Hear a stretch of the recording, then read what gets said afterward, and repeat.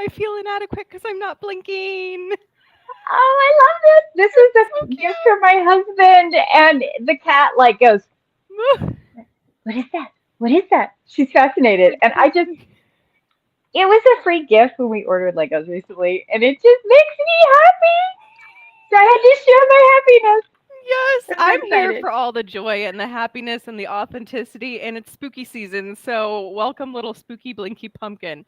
Yes, hover in the background there. So, welcome back, my friends, to another episode of the Inner Tapestry Series, where Red and I get into all kinds of interesting topics related to the human energy field, to our blueprints, to what's happening inside our bodies, to literally what it means to be here now in this Yes. time and space. So, today we are going to be getting into a really hot button topic of karma, and I'm going to ask all kinds of questions because, Red has a lot of teachings that I have come upon in our time together, where I'm like, oh, this is so different than everything else I've ever been taught.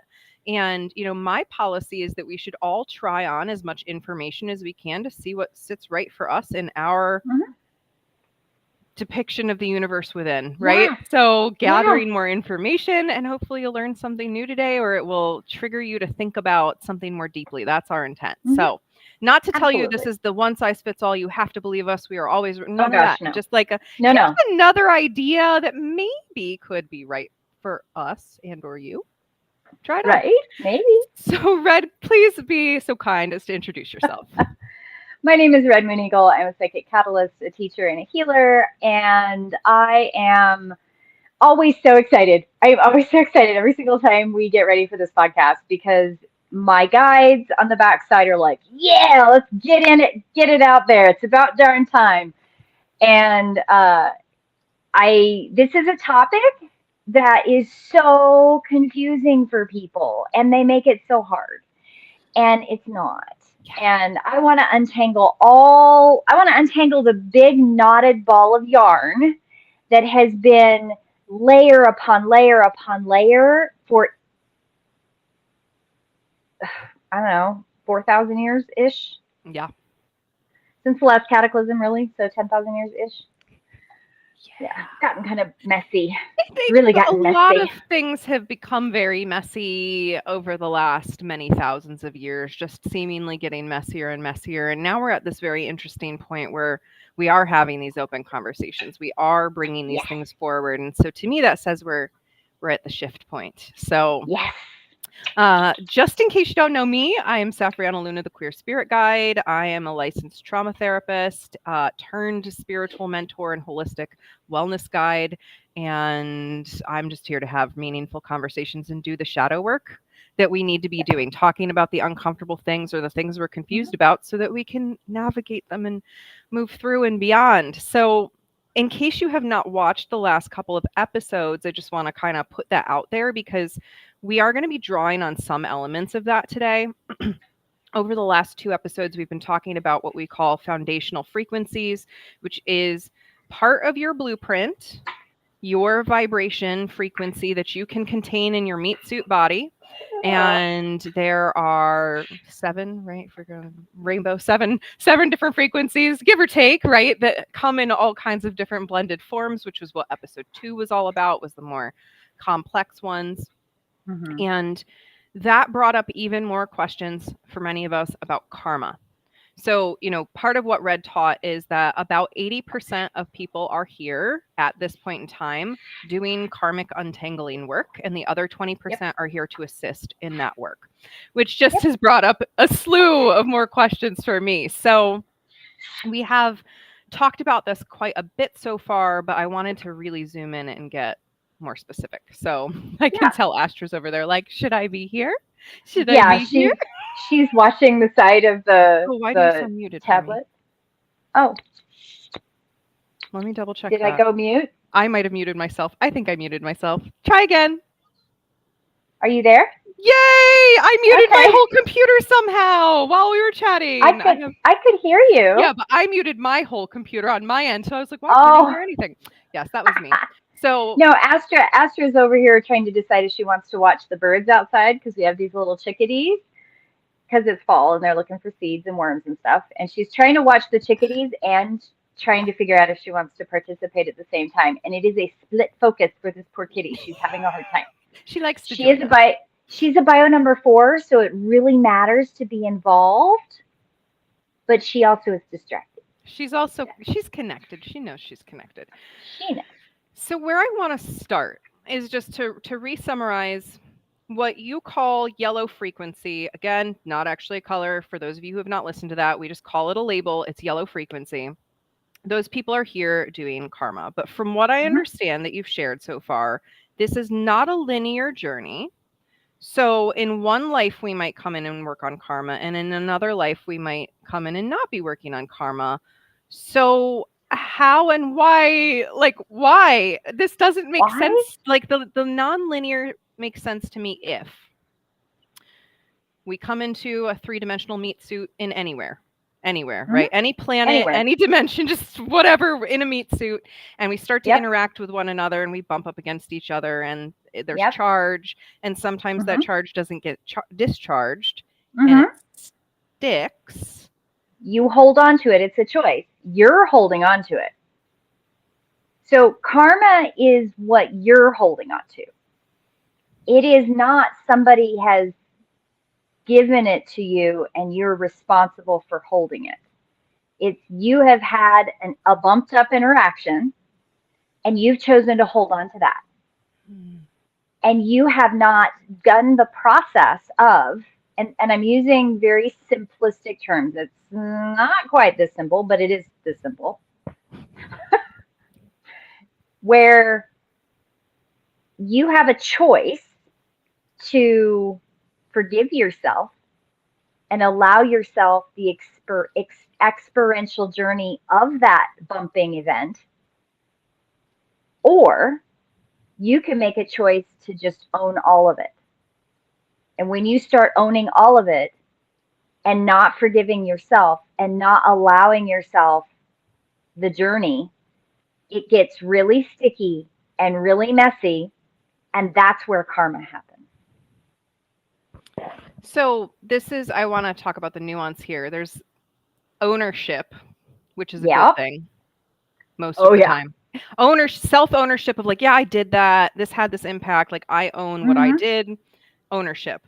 But it sounds like karma is a different kind. It's when you over-identify, and like, this now means who I am as an entity. Yes. And I can't let this go because I'm so bad. Right. Instead of like, okay, I'm a being having an experience and I did this thing and I take ownership for what I did. I don't like this. This is not who I am. I'm going to consciously work on the forgiveness work, the making amends if I can in this lifetime. The reciprocity and ownership of self in all interaction. Yeah. So to be very clear, a person, we've talked about these frequencies, and yellows are coming in to do the karmic work. So they're already they already decided, okay, in prior lifetimes, I accrued some sticky stuff because I brought it in and I packed it in here and I kept it in there. I want to resolve that. I'm coming into a life to do my best to resolve that. And some people get stuck, which we're going to talk about. But just so I'm understanding at a high level, a non-yellow could, it's rare from what I'm understanding, but can come in, over-identify with the stuff and pack it all in there and then end up needing to do the karmic work in a future lifetime. Could. It's rare. It's rare. But like a blue could accrue karma. An indigo could accrue karma if they don't have that. Yes. From what I understand, what guides have told me over and over and over again. I mean, I have encountered those people that they are working on karma from indigo and blue lives. Like, they are. I have encountered them. Even though it's rare, I think my guides just led people to me so that I could see what that looks like, because I didn't know it was a thing until I saw it was a thing or got instructed. Basically got schooled, if that makes sense.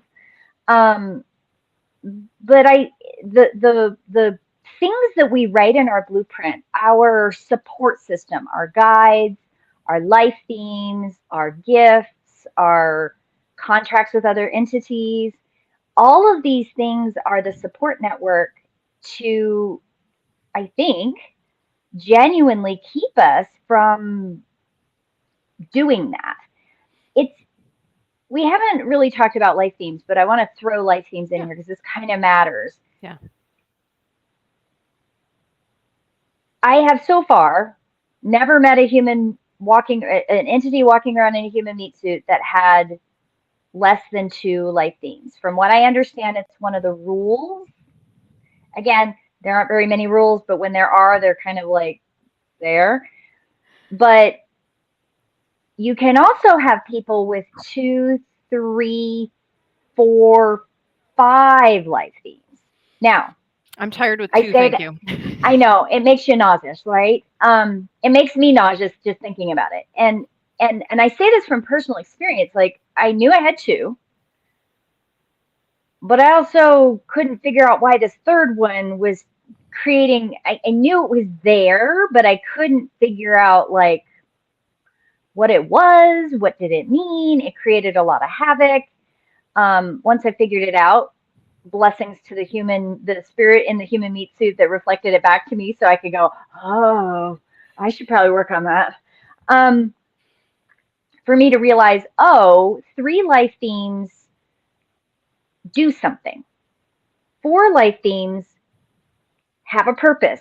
Five life themes, we could talk about that another time. Just put a pin in that and we can talk about it later. But when Writing it that comes down. to karma, yeah, when it comes to karma, it appears, and I am going to completely caveat this with I might be wrong, but I've had some very interesting sessions recently where guides have brought me people that found me through third, fourth degree, secondary, tertiary connections in a way that I got to see very specifically in the blueprint that that third and fourth and fifth life theme seems to make it where karma doesn't stick. Hmm. It's like they become blueprint oily, where the the stickiness of that karma doesn't hold. There's too much dynamic going on with the life theme to let that karma sink in and gain a foothold, right? Like there's it they become slippery. And I don't have a better way of saying that. It feels from an energetic perspective, me being earth sense first with energy sensitivity, that it feels slippery, and I've noticed that before, but I didn't know what it was that I was looking at. Mm-hmm. And when it comes to karma, the more life themes you have, I've noticed it also seems to be matched with a certain kind of vibration combo. Doesn't seem to be a universal rule on that, but there's kind of certain combos that I noticed that it's connected to, that their blueprint itself is so slippery that they can encounter these really intense events and they do not accrue karma. Hmm. It just doesn't stick. It slides right off. It's like a built-in blueprint protection. And they are, like I said, certain vibrational frequencies are here to help those yellows. That's where I see it the most. I see it in these other vibrational frequencies, not as much with yellows. Now I have worked with yellows that have three vibrational or three life themes. It also does, the new karma doesn't stick as well. And I've noticed that, but I didn't understand why I'd noticed it. They're here working on their karma, but they're working on very, very specific karmic things, Mm-hmm. and new karma doesn't seem to lay on top of it very well. It's like trying to put icing on a cake on top of really oily icing. It just slides off. It just doesn't stick. There's no sticky. Hmm. Yeah. So when we're here, we're in yellow. We tend to have two life themes. I'm Yes. hearing. Um, New karma sticking. I want to talk about that a little bit Mm-hmm. because technically anyone could accrue Yes. new karma. That's why we keep Yes. talking about you take ownership for what you're doing. You do Yes. self-forgiveness, Yes. forgiveness. You forgive others. You Yes. work on your shadow stuff. You own the full picture. Like that is how Yes. you keep new karma from accruing, is by taking Yes. ownership and moving forward. So Yes. I know that there's so many people that are like, I don't want to get more karma. So like, are there any other pieces in there that people should keep in mind? Because there's so much scary stories out there Yeah. about karma, and that's Yeah. part of why I want to have these conversations, so we're not carrying around these fear paradigms. Yeah. The fear paradigm just, I will confess that I have a great deal of like, I want to just shake the world and shake all that fear and like a Cracker Jack box to get the fear out. Because it creates so much stickiness. It creates so much potential of accruing more karma. I mean, that's what fear paradigms do. They keep you stuck in your whirlpool. They keep you stuck in these same patterns over and over and over again. I mean, I have conversation with green entities all the time where they're here experiencing so much and so caught in this place where, but I'm here to help people. Why can't I be helped? And I'm like, but you are helping yourself because you have to learn to help yourself before you can help others. Like that's the part that people forget. And that karmic piece, when you're here to help other people, means that you have to really do the hard work with yourself, which in our very toxic individualistic society says, well, that means you're being selfish. And I'm like, Mm-hmm. okay, there is a line between being toxically selfish and learning to self-care in all the layers that you need to have self-care to then be here to help other people. And I can say it from personal experience. Oh my God, have I totally been through the ringer? You've been through the ringer. I think, and it took me a long time to come to a place of peace with it. Again, my own like trying not to accrue karma thing, which is the dark time was the gauntlet in my blueprint that my guides were here to tell. They kept telling me like, you can't, the world's not ready for you till the dark time, Red. You have to get to the dark time before the world can be ready for what you're supposed to do. And I'm impatient. I'm like, well, can't we just get let's just Bump the timeline up, please. right. But that's my impatience, right? Like that's my stuff. And I had to really work on that impatience. I had to work on the opportunities that my guides brought to me, clients, students, interactions that were extremely painful, extremely traumatic. They brought me all these things to give me these experiential opportunities to understand what people in the meat suit out in the world are also experiencing without completely destroying me so that I was incapable of being able to do my job later, right? And Mm-hmm. my blueprint is tailored to that because we've talked about it before. It's like you go shopping and you know what kind of cookies you like. Now, you might pick up a package of cookies for your friend because you know they like those cookies, but you're not going to eat those voluntarily unless the pantry is empty, right? You build your blueprint with your who you are as an entity, who your higher self is. We cannot truly conceptualize that. I don't care what psychic you ever talk to that thinks they're hooked into the magical cord of the universe of knowingness. You cannot perceive who you are as a full entity in this meat suit experience. We can't contain it. And this is a very humbling thing that those in the spiritual world don't want to deal with. They don't want to deal with the I don't know. I'm not gonna know. I'm not going to always understand. I have to wait for the people around me to teach me. I have to wait for the experiences to show me, to guide me. I have to wait for my higher self blueprint that I damn well wrote because I knew who I was to show me what kind of cookie is next, right? Like you have to be very humble in that knowing so that new learning can come through. And when we have a spiritual, pick one, pick a spiritual paradigm out there. I don't care which one you pick, they all have it. They've got somebody at the top, and I use that word loosely, who tells you that they have all the answers, and you're full of karma and sin and shame and all of the things that have happened in your past. You're responsible for everything all at once, all at the same time, right now and yesterday and today and tomorrow and in this moment. It's very nine language, but there you go. And so when I talk to people about karma, and you ask a very good question, like, what are all the things we have to do so we don't accrue karma? Well, live life authentically, real, vulnerable, in the moment, with awareness and ownership, with awareness that you're making the choices. No higher being is standing over your shoulder saying, shame on you, Red, you didn't do the thing. That's in my head.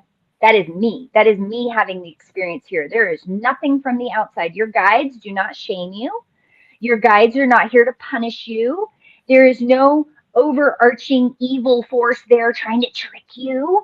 There's no evil demons that are, if you put your guard down, they're there to possess your body and take over your soul. There's nowhere to sell your soul. I don't even know where the hell that story came from, but I would like to throttle the person who came up with it. Also, admire them for their creativity. So there's that. But you live life. Live it fully, authentically. When we talk about bio numbers, like all of the beautiful, joyous gifts that every bio number brings us from the positive side, right? And the shadow, right? You have light and shadow. Accept the light from all of those bio number filters that you have available in your body, and learn from all the shadows and live it fully and accept all the multifaceted lessons that are there. And when you're sad, would you just be fucking sad? If you're happy, would you just be fucking happy? Like, people have said to me for years, they're like, you're so authentic, Red, you're so transparent. I'm like, yeah, that is called not accruing karma. You get what you get. Because you're owning it as it comes along, right? Oh, this is mine. Oh, that's mine. Nope, not mine. Like, there's a discernment. Right, because so you and I've had interactions where I've said, okay, this person said this to me, and I take it in. Now, I take it in because I truly take it all the way in, not to own somebody else's stuff, not to accrue karma. I take it in and I process it. I process it through all the energy centers in my body. I feel it. I feel it in the energy in my field. I feel where it connects. Oh, that triggered something. Well, did I do the thing that I'm accused of, right? Like, did I do harm? Yeah, I did do harm. Okay. And how do I feel about that? Well, I'm sad about that, or I'm ashamed about that, or I'm disappointed in myself or in the other person that they would say that to me. But also, thank you. Thank you for saying that to me. Thank you for bringing that to my attention.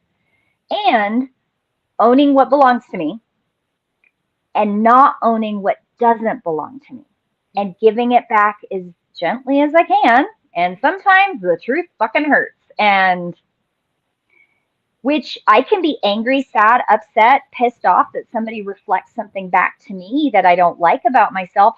100%. Oh, well, there goes here we go. It begins again, friends. It begins again. And I have no idea how I do that. So, but it was appropriate. I thought that was funny.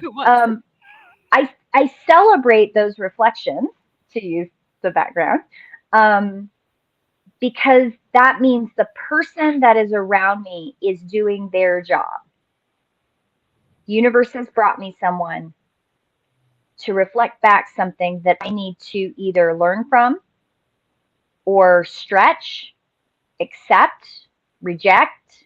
Well, there's 5 million lessons in every interaction you have with somebody, and it's beautiful. It's so beautiful. Yeah, and that's, I always say if I'm irritated with somebody, it's an invitation to look at what in myself am I irritated at, right? That's the Mhm. ownership piece. And Yep.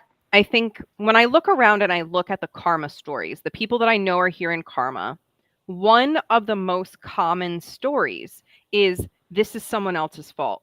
This is their fault. This is Yes. this person's fault. This is this system's fault. And there's no doing anything about it. That's the Right. difference that I see, like when we're not trying to do the karmic work, and we're not accruing karma because we're doing the work that we're here to do, instead of ignoring our blueprint.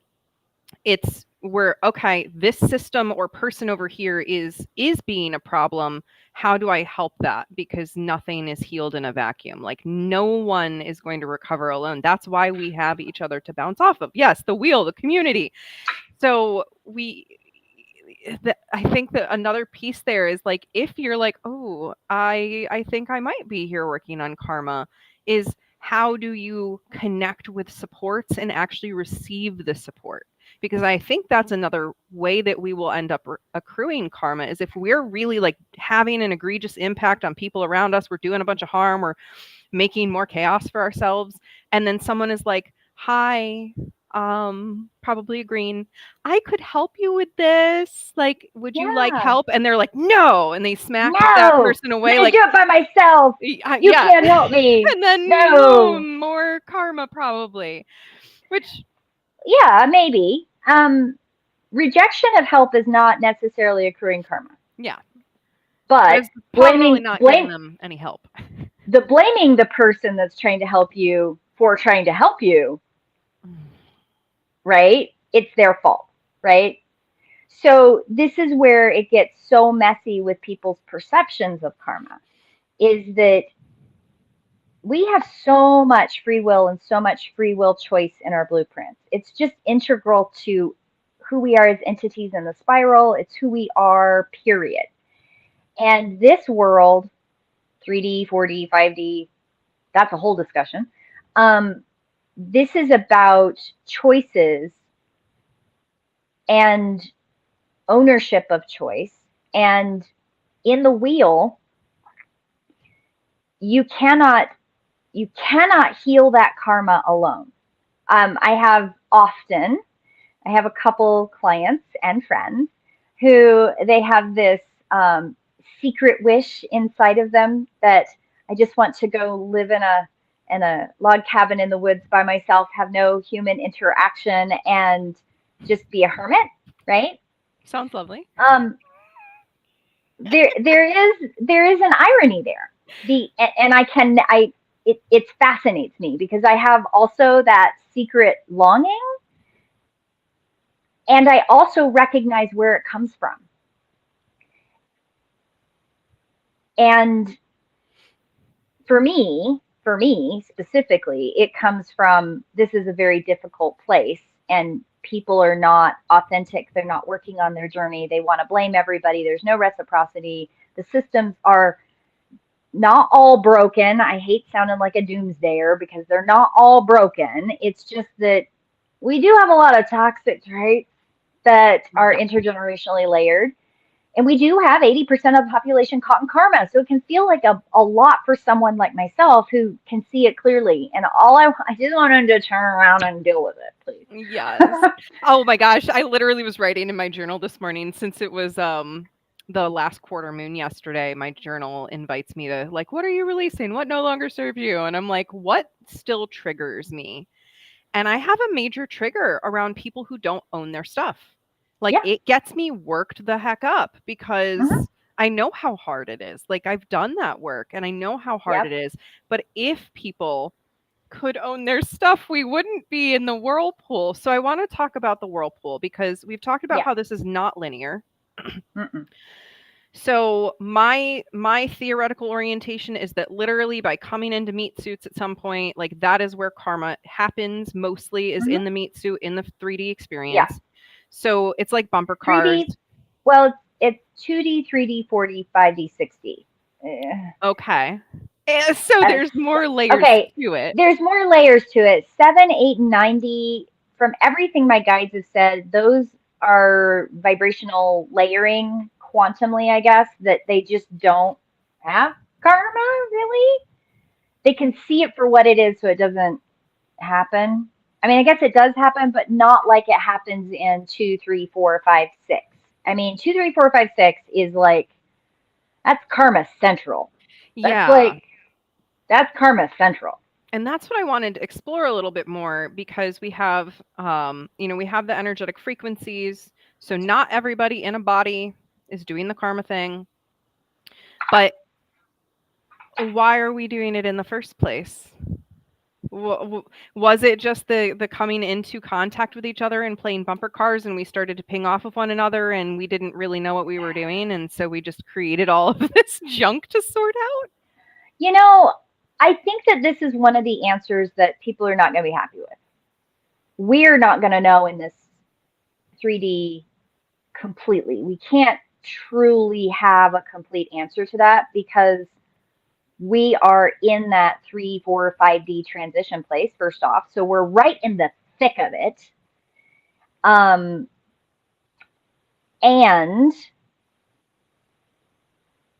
the awareness of how we come in through that blueprint into the human meat suit, there's a forgetting that happens. Mm-hmm.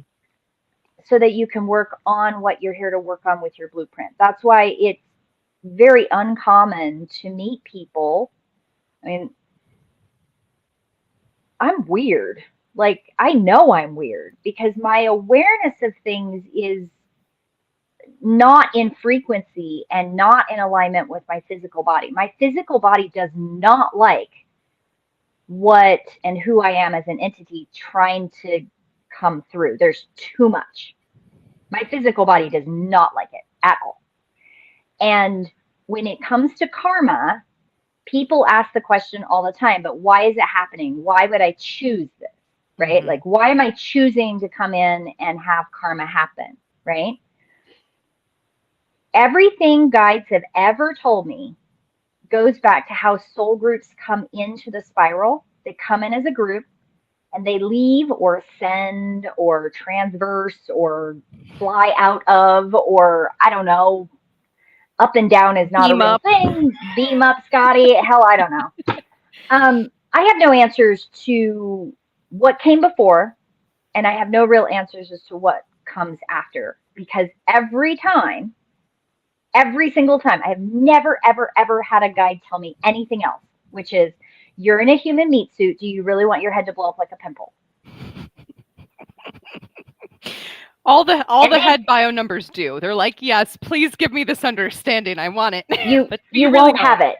Yeah. You won't have it. You cannot perceive it. I don't care how fucking smart you are. I don't care if you're a nuclear physicist. I don't care if you are a brainiac that has invented the new space machine. I do not care. I've never, ever had a guide that said anything other than, can't you just honor the physical limitations of your physical meat suit and do the work you're there to do? You're worried so much about the other shit. Especially when I get pushy. I get kind of talked down to. I really get put in my place. I mean, sometimes I have been in that place where I felt, that shame that head numbers get. I have felt that shame of, I just got schooled and put in my place.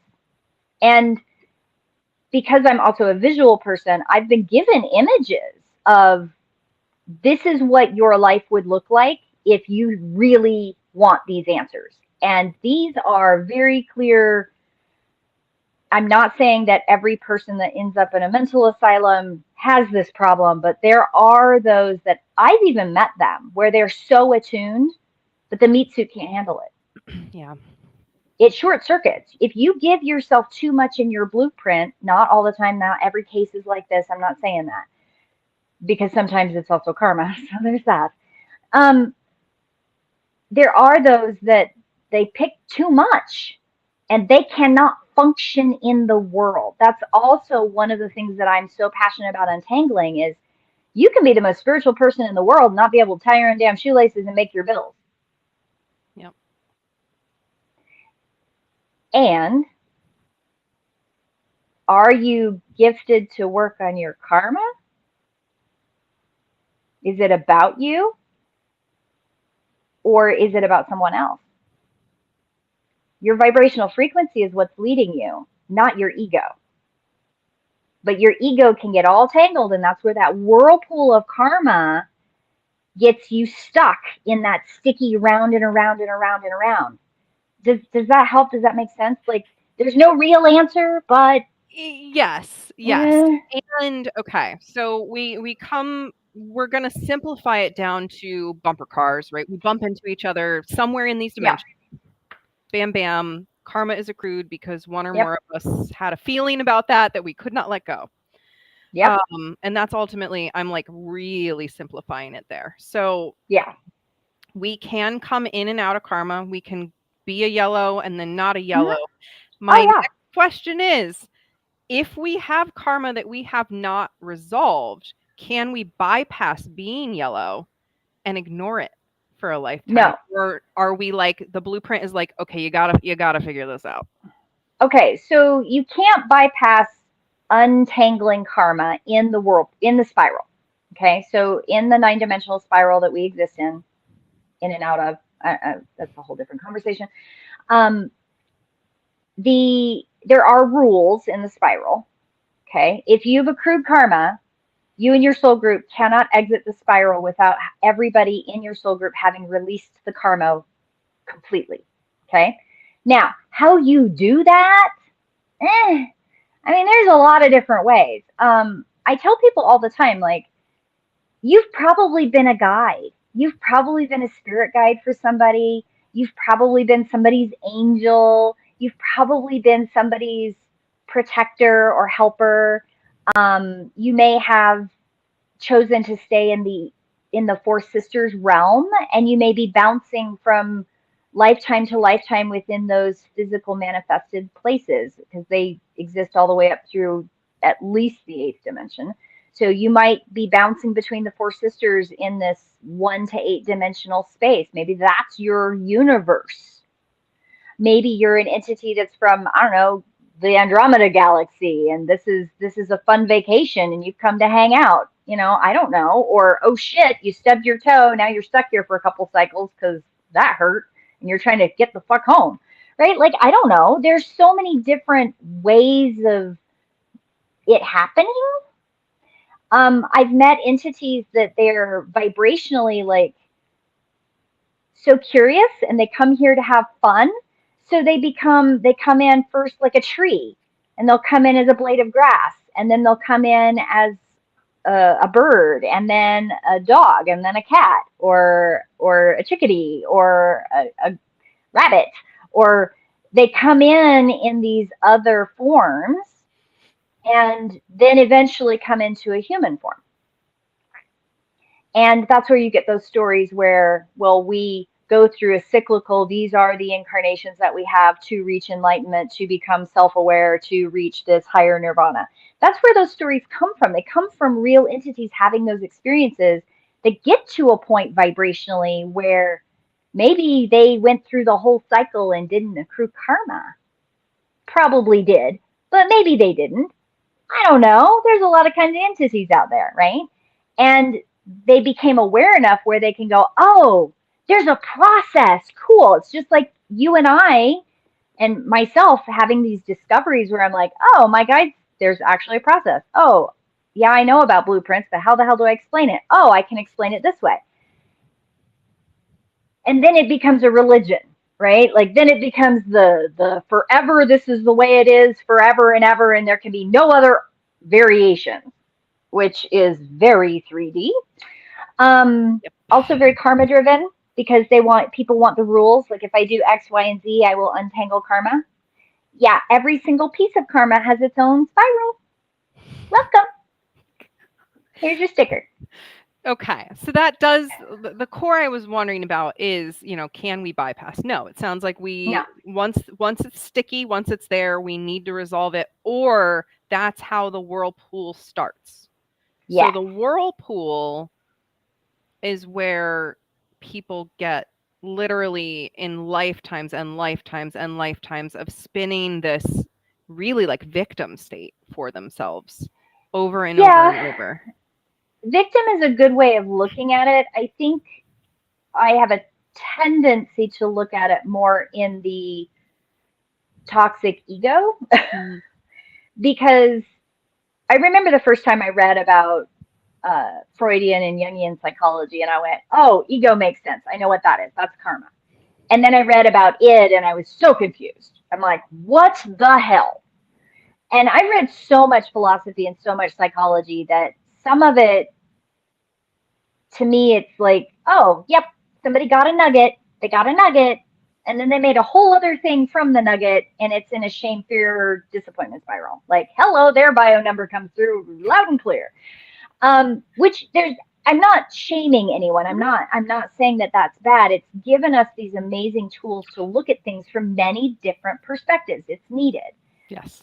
And when you start accruing karma and that toxic ego, that self of separation, because we come here and we forget, because from what I understand, and maybe they'll tell me differently in 2 years, but from what guides have told me so far, pretty consistently, is that we are very curious entities, all of us. We're very hungry for experiences to grow.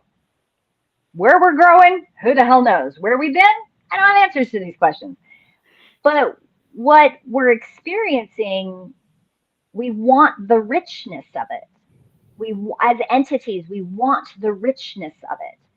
And so sometimes when we incarnate, we pick a lot of things in our blueprint that are a little harder than we thought it was going to be, because our higher self knows all this stuff, right? Like our higher self, however you want to perceive it, is multidimensionally much more vast than we can perceive in our human meat suit, aka pimple head blowing up, right? So when we write our blueprint, sometimes we get a little over enthusiastic and we take on too many experiential things. Mm-hmm. And say you want to have 10 kids. Like, I want to be Mother Earth on Earth. I want to have kids for days. I want to have all these entities come through. You have 10 kids. And you also want to experience grief and sadness, because those are things that maybe you haven't experienced much in wherever you come from, right? So you choose to you have a contract with your husband where he dies right before your last child dies, right? And then your oldest son has an accident and he dies. And then your dad dies. And then your mom dies. And then your sister dies. And you pick all of these contracts where everybody's dying left and right.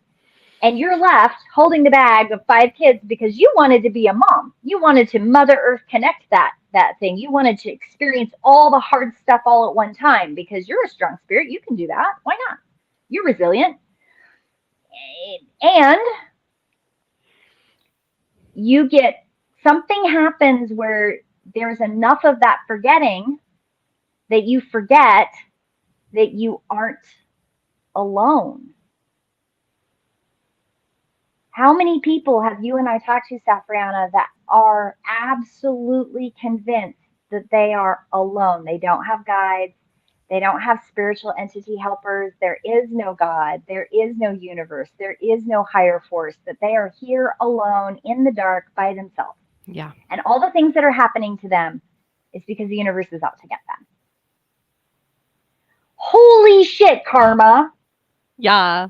Now you're owning the entire universe? Oh.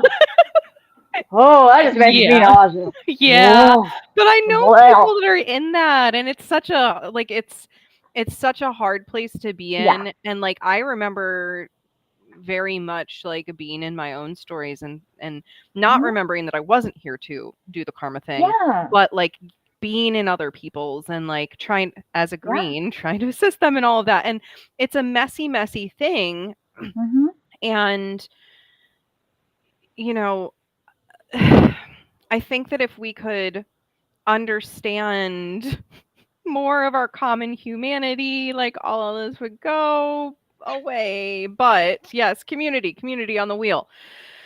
So has every entity that incarnates had karma at some point? Or Not are there necessarily. completely karma-free beings that exist? I think so, from what guides have told me, because there are entities, I call them librarian entities because I have no better word for them. I've never seen one incarnate. I've been told over and over again, I will never see one incarnate in the 3D. They exist in a plane in the spiral. They've always been there. They're kind of like the framework guide. Like they guide the framework, or they police it, or they, I don't know, keep the shit running. I don't know. They're the mechanics of the spiral, I guess. It's the best way I know how to describe it. And it's a lot of where people think Akashic records are, which that is a whole discussion I would love to untangle.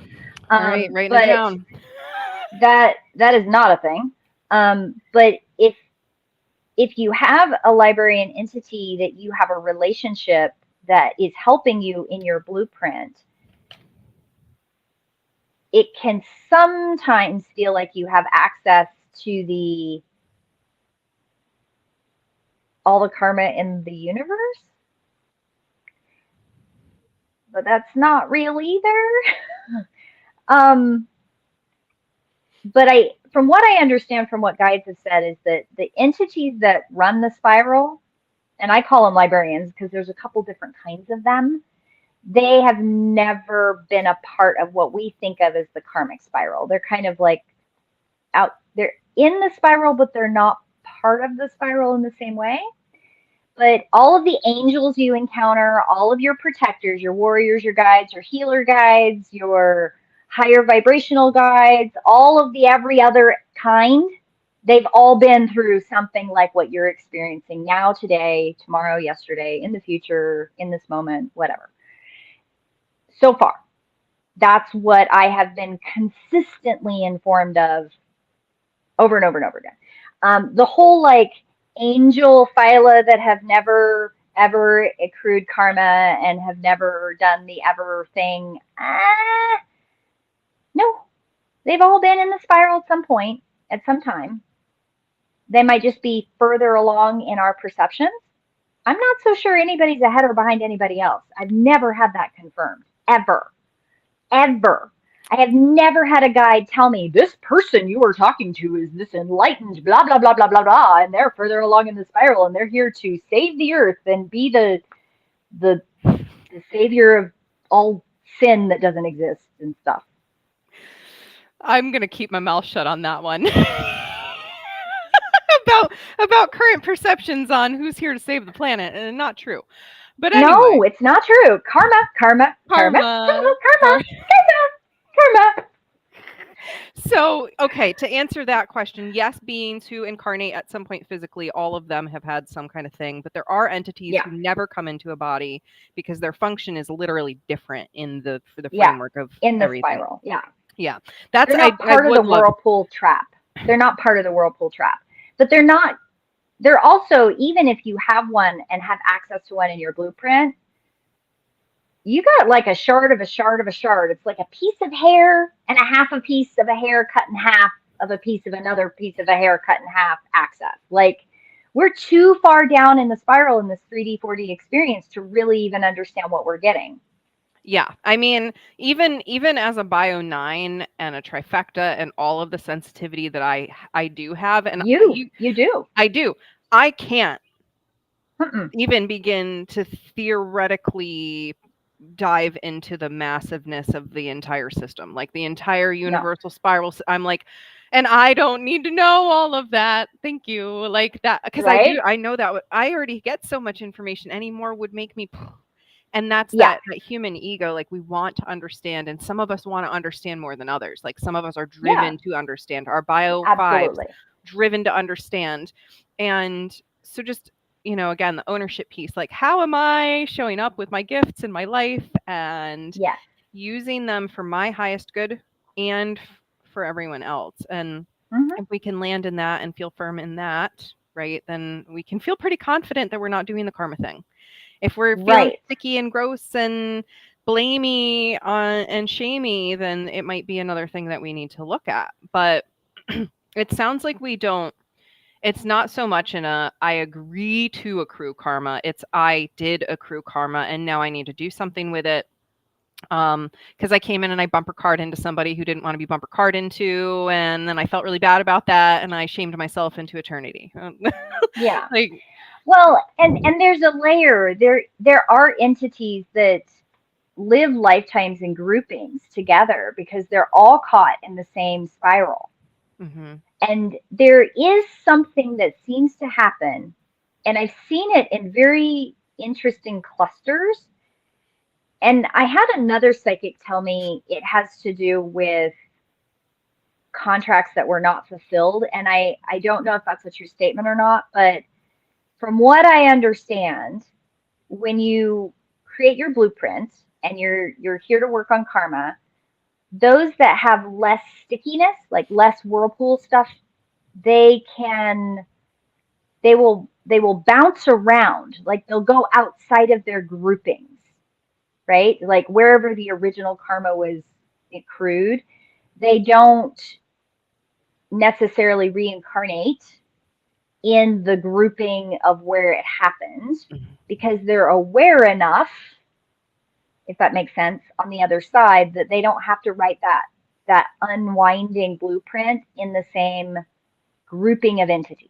mm-hmm, But the tighter the karma, the tighter the spiral, the stickier, the messier, the more there is, seemingly, when people talk about going to the other side and reviewing their life and looking and saying, "Oh, I got shit to work on," they don't get past the antechamber, and then they just reincarnate. They rewrite that blueprint with the exact same karmic swirl to unwind with the exact same entities.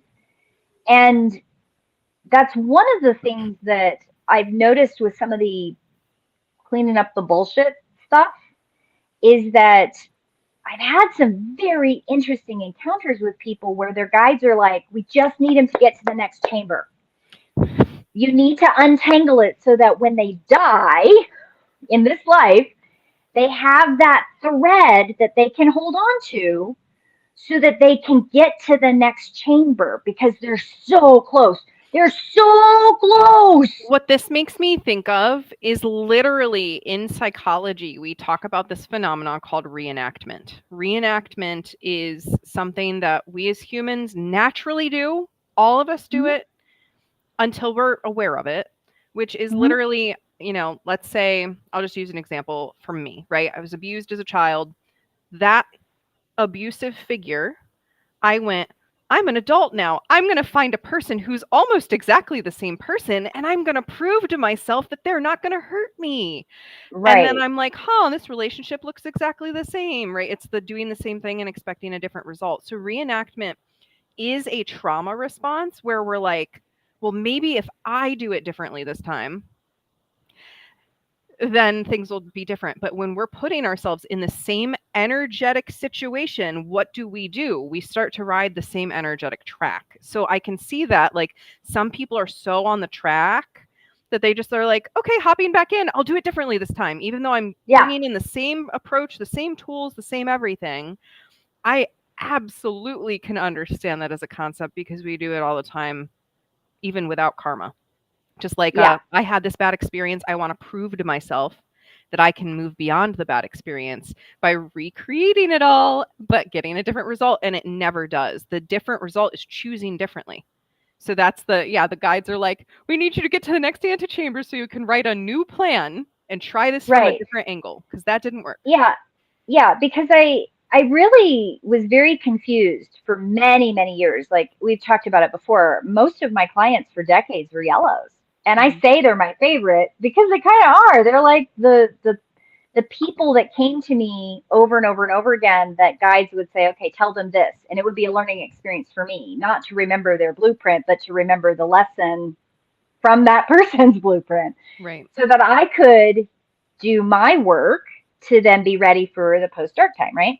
So a lot of the things that would come up that had me completely baffled were people that were like, well, I know my mom is my guide now. My mom died when I was 2 and she's my angel. And I'm like, but she's not. She already incarnated and she's your niece. And she's like, oh, is that why my niece and I get along? Right. And that must be that I didn't fulfill what I needed to as a daughter to her. And they get kind of ownership of all this shit over and over and over again.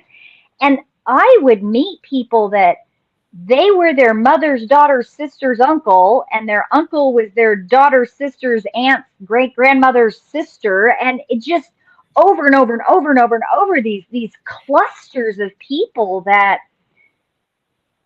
when that happens, this also makes them extraordinarily vulnerable to those null void entities that get trapped in these families that create this constant fuckery. It's gross. It's yucky. Yeah. But there's always, there's always a green or a blue or a red or an orange somewhere affiliated with those very, very naughty, Knotty, not Naughty. These naughty clusters of entrenched whirlpool karma cycles. Mm-hmm. There's always that green. There's always that blue. There's always that indigo. There's always some other frequency that the grouping itself has help. They are being offered help all of the time. Offering, not forcing, yes. Because it has to be a choice. So what I learned, which is one of the most beautiful things and probably why I say yellows are my favorite, is that I had all these people come to me that there were times I was like, this person is not ready to hear anything I have to say. But their guides are like, no, they're here for a reason. We need you to say the thing we want you to say all the things they're not ready to hear. Okay, some of it's my lesson. I have to let that shit go, right? That was something I had to learn. So now when I tell people shit, I just don't even remember it half of the time. So that's fun. I trained myself to do that. I trained myself with my guides' help to do that. And they also taught me what that looks like. These are all the different kinds of messy incarnations. And look at the person that this person married, that their entire family hates. Nobody likes this person, but they feel like this person is in their life to help them, but their whole family hates them. And not because this person's done anything bad, but this person is in their life to help the entire family unwind that karma. And they got a shoe in the door with this person who's like, I found my soulmate. I'm like, there's no such thing as a soulmate, but right on. You didn't even have a contract with this entity, but this entity decided to fall on the sword of their own spiritual awareness and give you a leg up out of this fucking karma swirl your entire family is entrenched in. That can be a whole thing. Mm-hmm. Doesn't happen always like that. Not every single circumstance that happens like that is the same. Sometimes it is actually karmic entrenchment that you're visually seeing, but it can be the other too. There's too many multiplicities and layers of how we get entrenched in karma and get stuck in that whirlpool and get stuck in that spiral where we're going around and around and around and around. And the thicker, the stickier, the more entrenched, because it's not about age. I can't tell you how many times people are like, oh, I'm an old soul, I should know better. Bullshit. That ain't a thing. Okay? Well, old souls could still, just because you've been alive a bunch of times does not mean you've learned everything. Well, and I will bring in our lovely Atlanteans, those that came from the Bio Wars, who got stuck here. I talk about the Atlanteans and their karma a lot. There's a fair amount of them that are stuck in animal bodies. They're so caught. They're just aware enough when they pass over to know that they need to unwind it, but there's not enough resilience or support, or I'm not real sure. I don't really know all the intricacies of it, but I keep getting told over and over again that there's quite a few that are stuck in this bridge. They'll try a human life and it's too much and they bounce back to an animal life, and then they'll maybe be a guide for somebody. They might like spend eons on the other side in another like dimensional layer trying to heal enough that they can come back to unwind. And some are actually trapped in realms. You know, they're trapped in the earth realm, or they're trapped in the Atlantean. There's actually apparently a whole slew of them trapped on Atlantia in a reincarnating cycle that they're in one of the lower realms of Atlantia, that planet, and they can't get out. Mm-hmm. So part of this whole dimensional shift that we're all going through on Earth has something to do with, as Earth herself grows and we start helping people release some of that karma, apparently some of our next, like possibly like future goals of the universe, we need to go help these entities get untrapped. Yeah, and I wanted to talk. There's two main things that I want to come back to that have been percolating. One is this piece. The universe to me is all about coming back to unity. Mm-hmm. We were all one thing, Mother, Father, God, if we want to call it that. We were that essence, and then we were no longer that essence, and we scattered for whatever reason. I love the God got bored theory, like. Like we were just like, how much can we fuck shit up? Let's go. What's next? Let's try something else. And so there was immense separation, and our goal is to get back to the point where we are unified again. It's going to be really boring when we're unified again. Like that's the truth, right? We'll probably explode ourselves again and do it all over. But in this process, we're trying to move towards the trajectory of unity where we are still able to exist as entities and not freaking constantly be destroying one another. To me, that's what these dimensional spirals, which we're going to come back to the spirals in another episode at some point, I'm sure. But like that's part of it, is this like we're moving back towards oneness with our soul group, back towards unity, where as we're doing that though, can we enjoy the process of being in bodies or in these, other dimensions, and like have pleasurable experiences. So I think that's why the karma needs cleared, because too many beings are not able to enjoy their existence because they're in the whirlpool.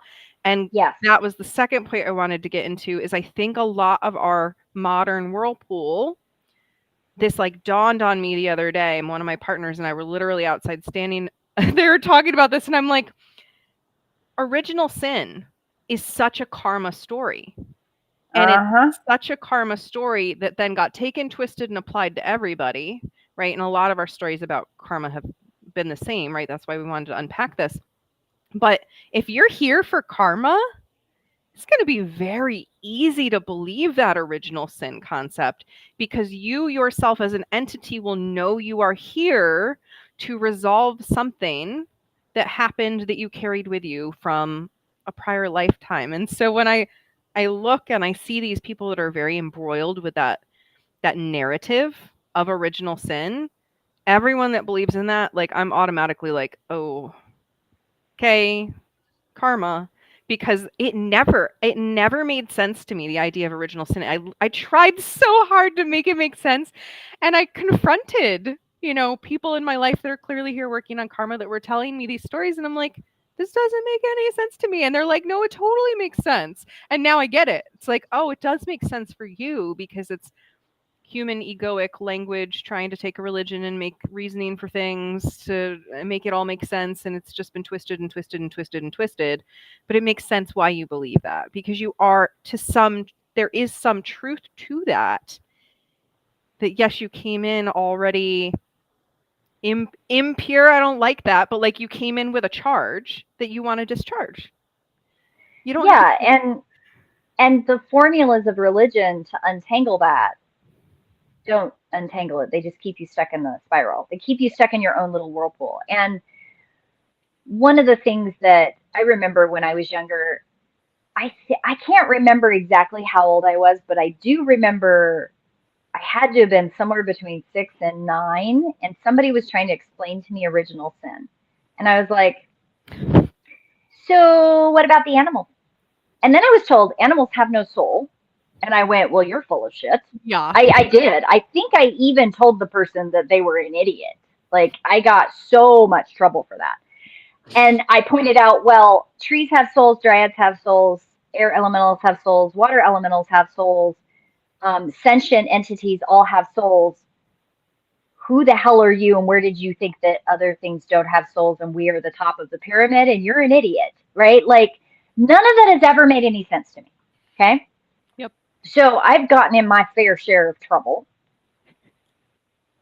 calling people out for their stupidity and their karma Yeah. and causing harm. I'm owning that.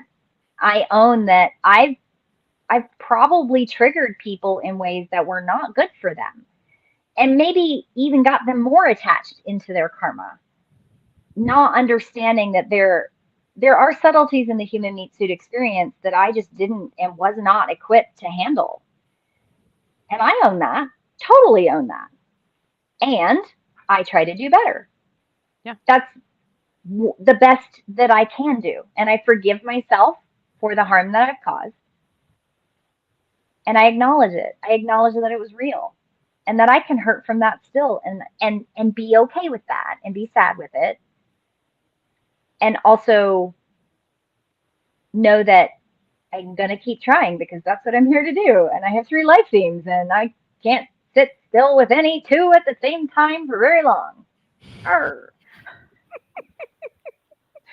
It's all intertwined. Like, it all makes sense if you I understand the idea of religion and I understand the principles and the ideas of where it came from in the human experience. I understand that. Because when you have entities that are caught in karma, I do think that originally, a long, long time ago, religion gave people a way to start the healing process. Yeah. To get out of their karma. And unfortunately, it got really entrenched and became very toxic. And now we have to figure out how to untangle this bullshit to come out of it. Like, we have to do the work, and we can't give up, and we can't be in isolation, because I'm going to go back to the isolation thing. I've actually had encounters, sessions with people who were monks in other lives, and they have this longing for the isolation, but at the same time, they're terrified of the isolation. And when I ask their guides, like, where is that coming from? The isolation keeps them trapped in their karma. Mm. You cannot heal without community. You have to have the full wheel. Yep. Or you cannot untangle the karma, period. Going into the mountains and becoming an isolated monk to reach nirvana is not a thing. Yeah, I can see the draw if you're an entity that the meat suit is really confusing, and I can commiserate with that wholeheartedly. But I also can't do the work I'm here to do if I'm not doing the work that I'm here to do.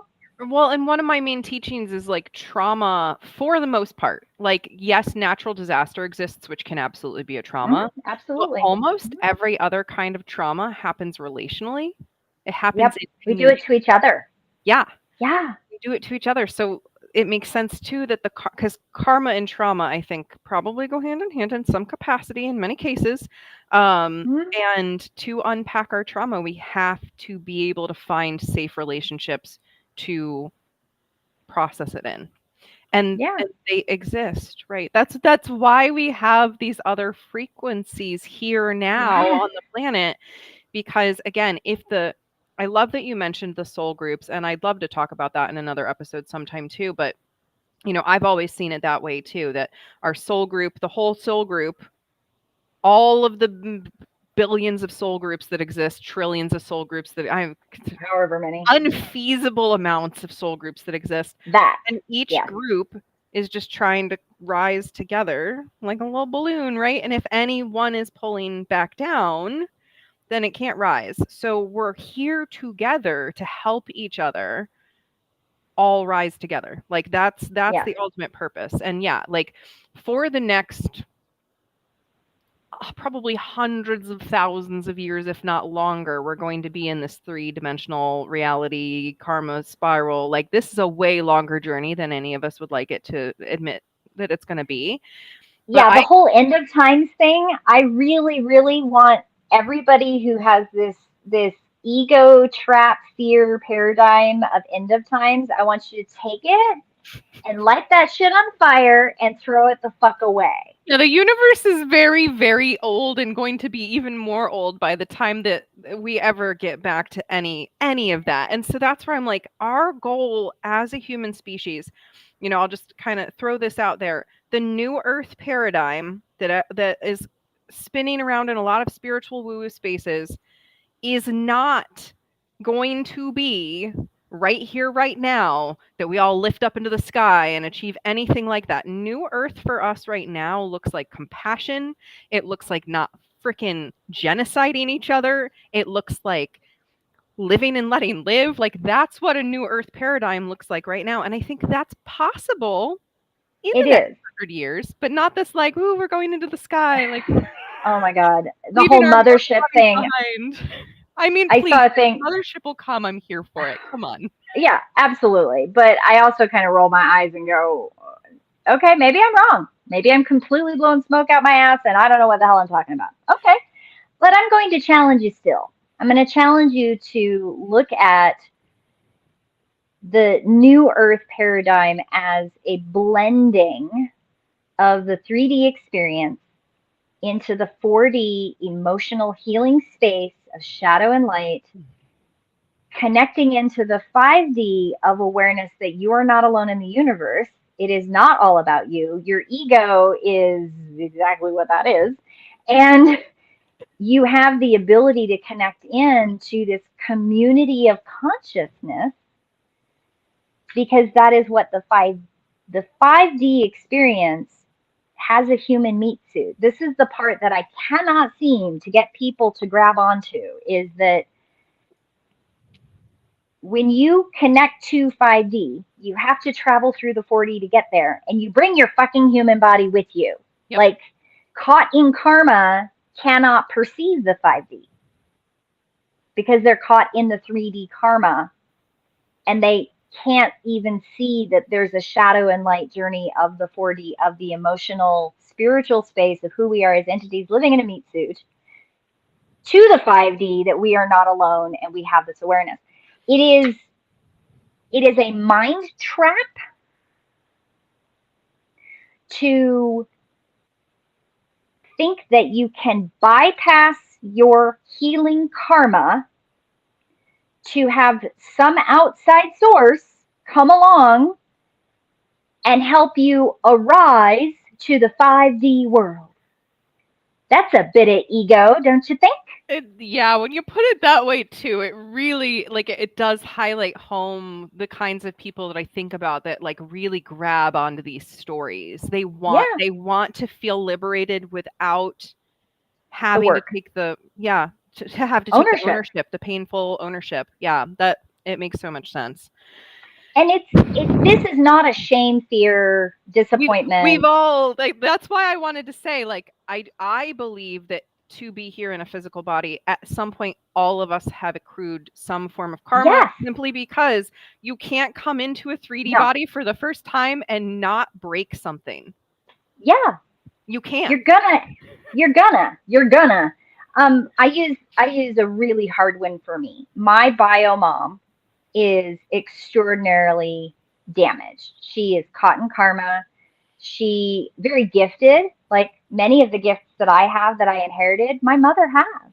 My bio mother has these gifts, but they are so twisted and they are so caught in this karmic swirl. And she was molested as a child and she was abused and she has gone through alcoholism issues and she was verbally and physically very abusive to me. I had to work through owning that, because what child experiences that somehow they don't think that maybe they deserved it, Yeah. or did something wrong, weren't good enough to love, or weren't lovable, or didn't give enough love back, or maybe it's just messy, didn't understand the love, didn't understand how to communicate their love. Like, if I can think of all of the shadows of all the bio numbers, I've been through all of them with my bio mom, Yeah. all of them, through very specific experiences that made me as a spiritual entity, as an entity in the meat suit, with very much always having been aware that I am an entity in a meat suit, and this meat suit's really kind of fucked up and confusing. Um, how do you reconcile that? So you don't.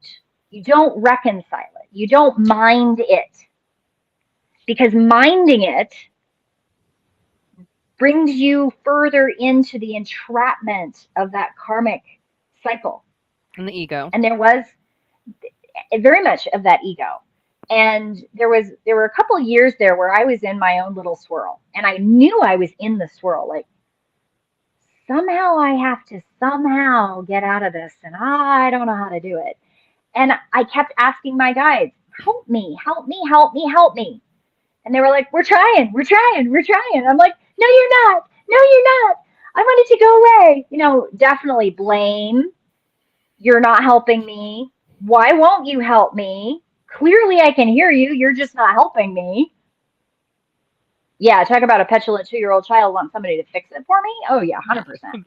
Been there too. Open the We jar. all been there. Open the jar. Can you open the jar for me? You need to try it. No, I want you to open the jar. Yeah, we've all been the child. We have all been there. And that relationship, and the fallout relationship of realizing that my mother's karma is my mother's karma, not my karma. I need to forgive myself. I need to forgive her. I need to be okay with what happened, because it's my blueprint and I fucking wrote it. So I need to own that shit, and own it with grace and reciprocity and acceptance that she may never come out of her swirl, and that's okay. Accept with grace my father who stays with her, and accept that those are his choices. We all have choices in our blueprint. We all have choices as entities in this world.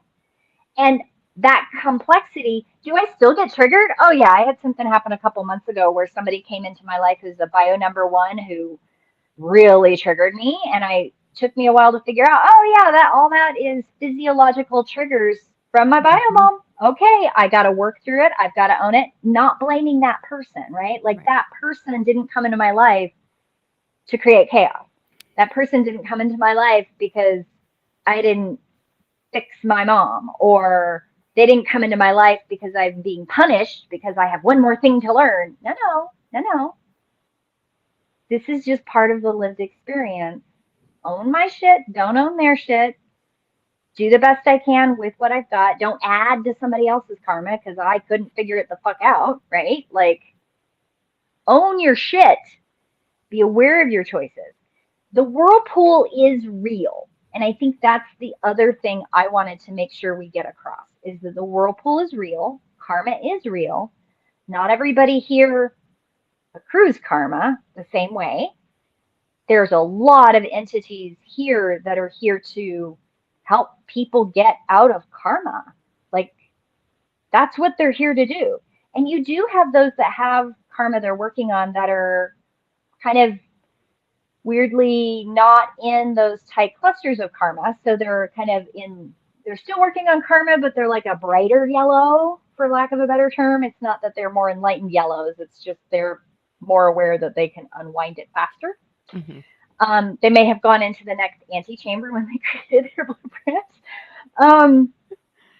They're further along of the way. Are they ahead? Nope. Right. And you can live a life this time and be stuck in a really, really tight cluster of karma. You don't get outside your antechamber. and then become a guide for somebody else who's in your group and have a little bit more access to the other chambers of awareness, so that that's why you have sometimes guides that they lived a life, accrued a shit ton of fucking karma, and they become guides for like eons. They're like, I don't know if I want to go back. Right now. I think I need to go to school and figure out how to undo that shit. I need some advanced calculus. And that's a real thing that happens. There's so many variations. You're not trapped. You're not alone, no matter how bad it gets, no matter awful things that happen to you. You're not trapped. You are not trapped. Yeah. And you're not alone. Yeah. And I'll just throw out my last little piece of quantum creatrix advice here, which is to collapse a timeline, you make a different choice. You radically make a different choice. Start to practice that in your real life by like sit at a different seat at the kitchen table when you go to eat your meal, drive a different route to work. Like you start to change little things, and that starts to change your swirl. So and then it's like, oh, well, I did this different. Can I make this choice differently? Can I make that choice differently? And that's where you're going to open your capacity to pull in new information, to integrate new information, and to stop doing the same patterns. And we all, regardless of our frequency, we all have our own patterns, right? And so that's advice for everyone. I got mine. You find yourself spinning, you do something, even if it's a little something, just drastically different, and see what unfolds. So this has been my brain is expanded. We didn't pop my head, yay. Yay. But I hope this was useful to you. We have several topics that have come up today, which is life themes, Akashic records. We still want to have a conversation about null void at some point. So if there's a conversation you definitely want to see us do next, let us know in a comment or a message. We are here. And otherwise, we'll be back in another 2 weeks to have yet another eye-opening conversation. And thank you as always, Red. Absolutely. It's a delight to be here. And thank you, the audience, for listening. Share this. Really help people not be trapped. Yes. Like this is what we're all here to do for each other. We all don't have to be together. Trapped. Yeah. Cue High School Music. Musical music. Woohoo! We're all in this together.